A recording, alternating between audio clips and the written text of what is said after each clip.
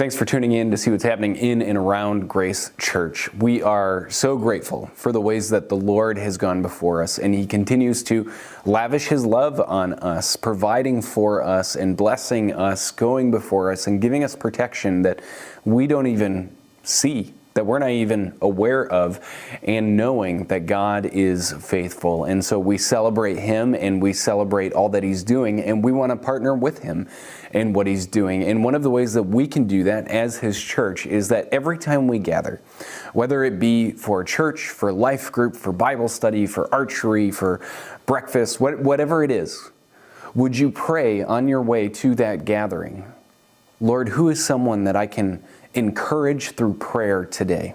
Who is someone that I can build up in the faith, who I can just ask, how are you doing and how can I pray for you? We want to be a people who care for each other well and who don't do it in our own strength, who care for people well before the throne of God, recognizing that it's Him who is able, and so we depend on Him. One of the things that I want to celebrate with you as the church is that we're doing this Pierce Pantry Fill, and so many of you have signed up to bring different types of food and different resources for them, like toilet paper and paper towels and cleaning supplies, and we're filling that parsonage with everything they're going to need for day-to-day life.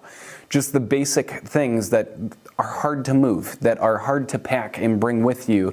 And it's going to be a huge blessing for them. I just want to say that when Laura and I came, that was something that we were so thankful for, that we had a church family who we didn't even know yet, and yet they were taking care of some of our basic needs before we even had an opportunity to take care of ourselves in that way. And it was a tremendous blessing. And so thank you for your investments in that. And at the same time, I want to point you to another piece that revolves around this new youth pastor who's coming and his family. He's coming on March 2nd, and that will be his first day. And then on March 9th, we're formally going to install him as the youth pastor here at Grace Church. And so after the service that morning, we're going to have a meal together in the gym, and there's a sign-up sheet where we're just asking people to sign up to bring different types of food, whether it be an appetizer, a salad, a main dish, whatever the case may be. As a church, we're planning on providing meatballs and mashed potatoes so that piece is taken care of. But could you bring a dessert, a salad, a appetizer of some kind, or anything that would complement that meal? Because it's just going to help us celebrate that God has gone before us in providing a youth pastor in a time, by the way, where youth pastors are really hard to find, and that we get to enter into this journey with them and just celebrate, knowing that God is going to use them in powerful ways to impact our youth. So we look forward to that together. The other piece I wanted to share with you is that this Saturday is the men's breakfast, and we want to encourage all of you men to get up on Saturday and to come and to join us for that time. It's a great time of community, being together, enjoying a meal together, and really just kicking off the weekend well. And so we want to invite you to join us for that, as this is a great time to build community and to be intentional about how we invest in one another.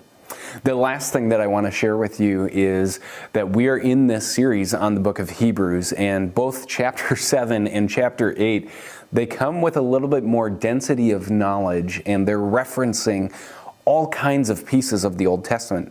This is where your Old Testament study shows that it is of great value because it helps you have a greater understanding of who God is, what He's been doing throughout history, and how all of this culminates together in the coming of Christ, in the person of Jesus. And so I want to encourage you to go back and read chapter 7, to read chapter 8, to go over them a couple of times over before Sunday morning, so that as we work through this together, you can track with exactly what's being said, and maybe even have had time to look up some of these Old Testament references. We look forward to worshiping with you on Sunday. We know that the Lord is going to come, that He's going to meet with us, and that we're going to be able to exalt His name in praise and worship as we seek Him in His Word together. So we hope that you'll join us on Sunday, and we look forward to what the Lord is going to do.